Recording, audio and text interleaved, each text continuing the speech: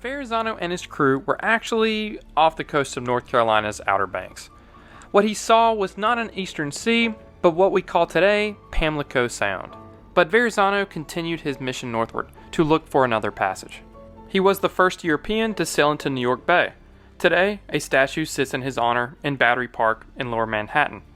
He discovered Cape Cod Bay, then followed the coast up to modern Maine, southeastern Nova Scotia, and Newfoundland. He then returned to France on the 8th of July, 1524, without finding a northwest passage, but believing only a narrow isthmus blocked their way. Verrazano named the region that he explored Francesca, in honor of the French king. Verrazano went on to have a couple more voyages, one to South America and a third to Florida and the Caribbean. Verrazano perished on the third, but there are conflicting accounts on how Verrazano actually died. In one version, after he explored Florida, the Bahamas, and the Lesser Antilles, Verrazano anchored out to sea and rowed ashore, probably on the island of Guadalupe. He and the handful of his crew that went ashore thought the island was uninhabited, but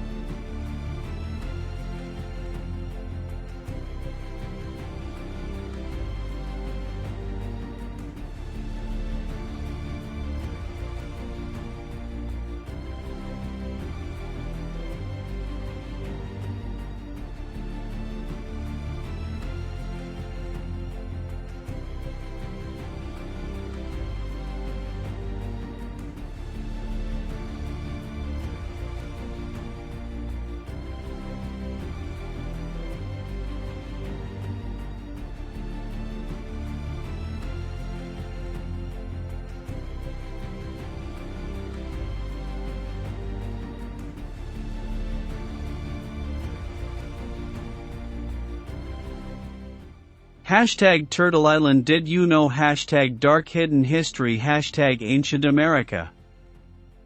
Hashtag Paper Genocide. Hashtag Broken Treaties. Hashtag Land Grab. Hashtag Tribal Wars. Hashtag POW. As the year 1775 draws to a close, the American colonies are in a state of active rebellion. The colonies have finally formed a confederation.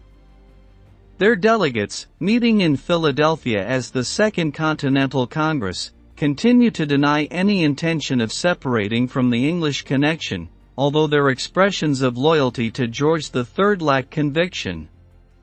While offering their olive branch petition, they are busy organizing a defense of their liberties on the field of battle. They have chosen General George Washington to lead their armed forces, and he has taken command in the field, where the colonials are besieging Boston. Elsewhere, Colonel Ethan Allen has captured Fort Ticonderoga, General Richard Montgomery has taken Montreal and joined forces with Colonel Benedict Arnold, who has completed an arduous march through the Maine wilderness to the plain before Quebec.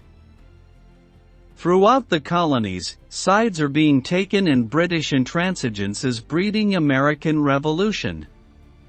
The editor of Pennsylvania Magazine, Thomas Paine, is preparing for publication early in 1776 a pamphlet, Common Sense, to persuade the hesitant, everything that is right or reasonable pleads for separation, our present numbers are sufficient to repel the force of all the world. How has it happened that the far-flung, disunited, hitherto incompatible settlers in America, who came to these shores for a variety of reasons and who still cherish the traditions of their English homeland, have reached this mood of no return? Thinking face even of Franklin or Jefferson could not have foretold this climax to a history of a century and a half of settlement, this unanticipated birth of a new nation. Europeans were relative latecomers to the New World. When Christopher Columbus, a navigator for Spain, reached the Caribbean island of San Salvador on October 12, 1492, the Indians, having migrated from Asia at least 20,000 years earlier, were well settled in the Western Hemisphere. They used the land in great numbers and in varying degrees of cultural achievement. Two highly developed and thickly populated areas were the Valley of Mexico, where the Aztec civilization was centered, and the central Andean area held by the Incas.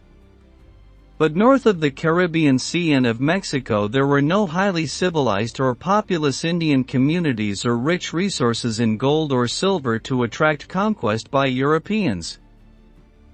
A series of exploratory seafaring expeditions probed the North American coast. John Cabot, sailing for the English in 1497, was the first.